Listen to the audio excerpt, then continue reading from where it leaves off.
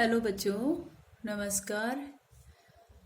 आज हम हिंदी शिक्षण में हमारा टॉपिक चल रहा था, हमारा जो प्रकरण था व्याकरण शिक्षण का महत्व, उसी में आगे बात करेंगे। कल हमारा यह टॉपिक अधूरा रह गया था, जिसमें हमने कुछ पॉइंट्स पर बातें कर ली थी, जिनमें मैं एक बार रिपीट करते हुए आपको आगे बताती हूँ। ठीक है। सबसे पहला पॉइंट मैंने लिखवाया था भाषाई तत्वों का ज्ञान प्राप्त करना। सबसे पहला पॉइंट क्या था? भाषाई तत्वों का ज्ञान प्राप्त करना। इसमें हमने जैसे भाषा से संबंधित कौन कौन से तत्व होते हैं, जैसे शब्दों का उच्चारण, वर्तनी हो, शब्द रचना है, या फिर उनका कैसे प्रयोग किया जाए, और वाक्य रचना किस प्रकार से की, इन तत्वों का ज्ञान व्याकरण से होती है। नेक्स्ट था कि भाषा की शुद्धता और स्पष्टता के लिए व्याकरण का महत्व। भाई वर्ण है, शब्द है और वाक्य या फिर उनका क्या मुख्य आधार क्या है, वो सब किससे किससे ज्ञात होता है? व्याकरण शिक्षण से होता है। ठीक है। तो भाषा की शुद्धता और स्पष्टता के लिए हम कहेंगे कि व्याकरण शिक्षण ही भाषा शिक्षण का एक अपरिहार्य या आवश्यक अंग माना गया है। ठीक है। नेक्स्ट जो है वो था भाषा बिना व्याकरण के अधूरी है। भाषा जो है वो व्याकरण के बिना अधूरी है। ठीक है। भी भाषा का जो शुद्ध रूप है व्याकरण के माध्यम से आ रहा है। ठीक है। तो भाषा के निर्माण में व्याकरण का हमेशा ही योग रहा है। जो भाषा का शुद्ध लिखना या शुद्ध बोलने के जो नियम है वो सब व्याकरण के नियमों के द्वारा ही आते हैं। ठीक है। तो एक विद्यार्थी जो है उन नियमों का पालन करते हुए अपनी मौलिक वाक्य रचना बनाता है, और इस तरह की योग्यता उसको व्याकरण के माध्यम से ही होती है, क्योंकि अगर स्पष्टता आती है तो उसका ज्ञान पूरा होता है, वरना अधूरा होता है। तार्किक दृष्टिकोण से भी व्याकरण शिक्षण जरूरी है। इसमें भी मैंने आपको बताया था कि अगर तार्किक दृष्टिकोण से देखें तो एक विद्यार्थी जो है, अगर उसको व्याकरण का ज्ञान नहीं है तो वो अपने भावों को प्रकट करने में संकोच महसूस करेगा। इसलिए तार्किक दृष्टिकोण से भी व्याकरण शिक्षण का अपना महत्व होता है। नेक्स्ट है अशुद्धि संशोधन की दृष्टि से व्याकरण शिक्षण आवश्यक है। भाई अशुद्धि संशोधन की दृष्टि से व्याकरण का काम क्या है? व्याकरण का काम यही है कि वो भाषा का परिमार्जन करता है, परिष्कार करता है, और भाषा का एक शुद्ध रूप हमारे सामने लाता है, जिसमें हम बेझिझक की भाषा का प्रयोग कर सकते हैं, कहीं भी अपनी अभिव्यक्ति दे सकते हैं। ठीक है। नेक्स्ट जो था कि भाषा की प्रकृति की पहचान। भाषा की प्रकृति की पहचान किसके माध्यम से होती है? सिर्फ व्याकरण शिक्षण के माध्यम से होती है। ठीक है। व्याकरण शिक्षण के माध्यम से भाषा की प्रकृति का हमें ज्ञान होता है। ठीक है।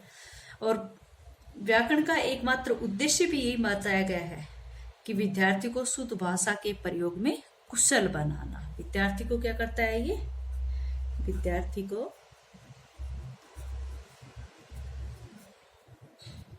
शुद्ध भाषा के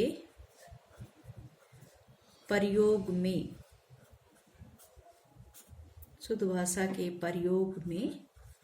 कुशल बनाना या कुशलता हासिल करवाना। कुशल बनाना। ठीक है। व्याकरण शिक्षण में जो है विद्यार्थी शुद्ध भाषा के प्रयोग में कुशल बनता है, बनाना। किसका उद्देश्य है ये? शुद्ध भाषा के प्रयोग में कुशल बनाना व्याकरण का उद्देश्य है। व्याकरण शिक्षण का उद्देश्य है। ठीक है। नेक्स्ट जो है इसमें था व्याकरण का ज्ञान अति आवश्यक।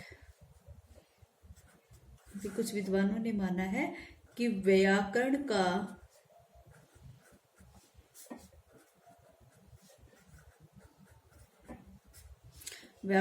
ज्ञान अति आवश्यक। व्याकरण जो है वो हमारी भाषा का क्या कर रहा है? परिमार्जन कर रहा है, परिष्कृत कर रहा है। ठीक है। तो व्याकरण का ज्ञान हमारे लिए होना अति आवश्यक है। क्योंकि भाषा शिक्षण में व्याकरण का अत्यधिक महत्व होता है। भाषा के जो रहस्य है उनको समझने के लिए भी हमें व्याकरण के नियमों की जानकारी होनी चाहिए।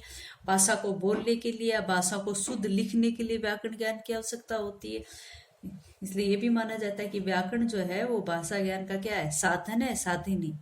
साधन तो भाषा का ज्ञान है जिसकी प्राप्ति के लिए हमें अन्य साधनों का भी, विभिन्न साधनों का प्रयोग किया जाता है। ठीक है, जिसमें से एक व्याकरण है और भाषा की अशुद्धियां व्याकरण द्वारा ही दूर की जा सकती है। इसलिए भाषा का ज्ञान अति आवश्यक है। ठीक है, नेक्स्ट है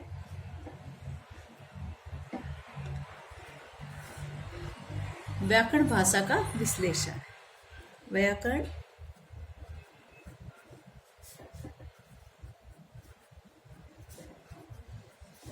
भाषा का विश्लेषण। व्याकरण भाषा का विश्लेषण है।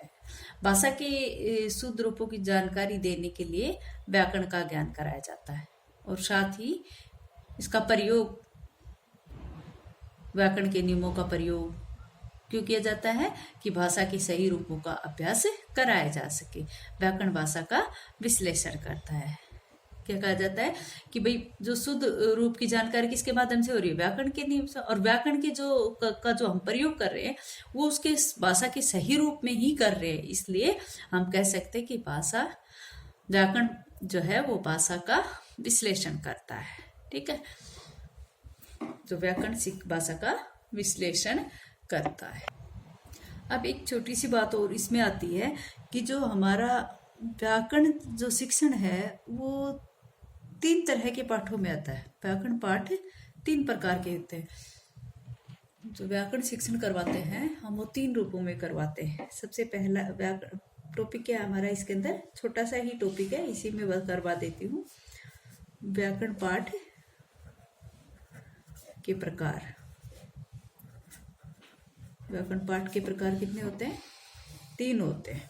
3 प्रकार का व्याकरण पाठ होता है।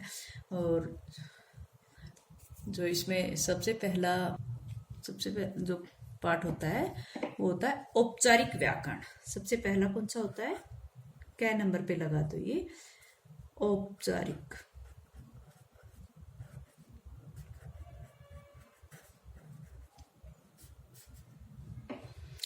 औपचारिक व्याकरण पाठ या औपचारिक व्याकरण जिसको बोलते हैं। अब ये औपचारिक व्याकरण क्या होता है? औपचारिक व्याकरण के अंतर्गत व्याकरण के किसी सूत्र का जो नियम होता है उसकी जानकारी विद्यार्थियों को दी जाती है। सूत्र के नियम, यानी कि औपचारिक व्याकरण में क्या क्या करवाया जाता है कि व्याकरण के जो किसी जो सूत्र होते हैं उसकी नियम की जानकारी, सूत्र के नियम की जानकारी विद्यार्थियों को दी जाती है।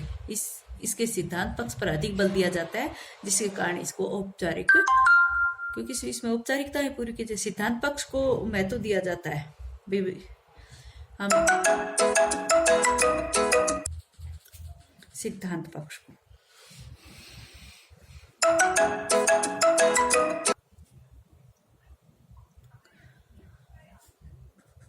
सिद्धांत पक्ष के कारण, सिद्धांत पक्ष पर अधिक बल दिया जाता है, जिसके कारण इसको औपचारिक व्याकरण कहा जाता है। ठीक है, और ये प्रणाली अब भी जो अपना संस्कृत के व्याकरण में अधिक प्रयुक्त की जाती है, औपचारिक व्याकरण की।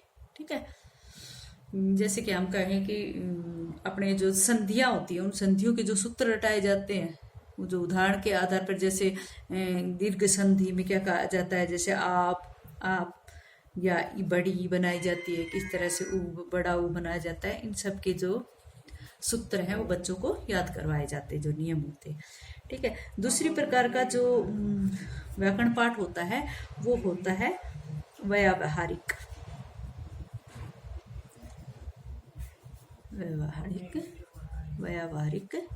व्याकरण। और ये व्यावहारिक व्याकरण कौन सा होता है? व्यावहारिक जो विभिन्न प्रकार के जो प्रयोग विद्यार्थी के समक्ष किए जाते हैं, उन प्रयोगों के आधार पर ही व्याकरण के कुछ नियम जो हैं वो जाने अनजाने में अपने आप उनके सामने आ जाते हैं।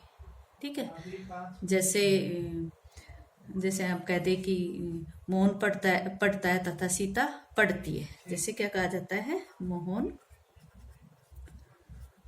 पढ़ता है, और लगाकर यहाँ पर सीता पढ़ती है, सीता पढ़ती है। तो यहाँ पर जो ये पढ़ता और पढ़ती है, ये दोनों परिवर्तन आ गए यहाँ पर, वो व्यवहारिक रूप में सिखाया जा रहा है यहाँ पर।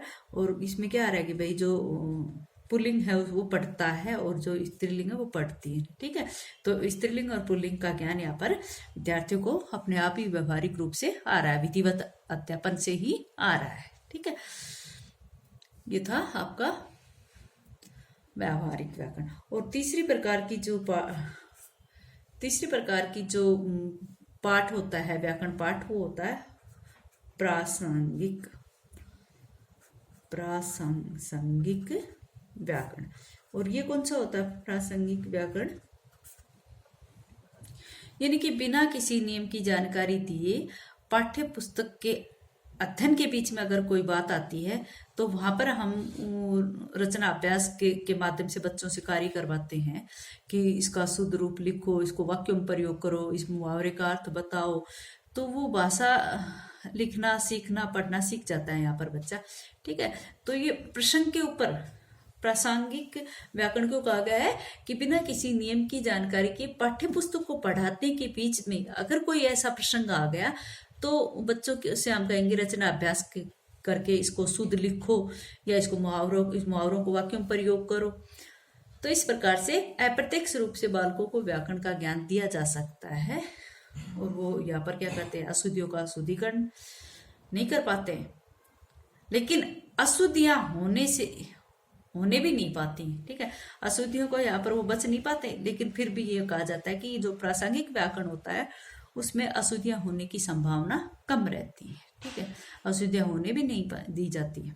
ठीक है, जैसे गद्य, पद्य, रचना आदि के पाठों द्वारा प्रयास किया जाता है, बालक शुद्ध भाषा सीख जाता है।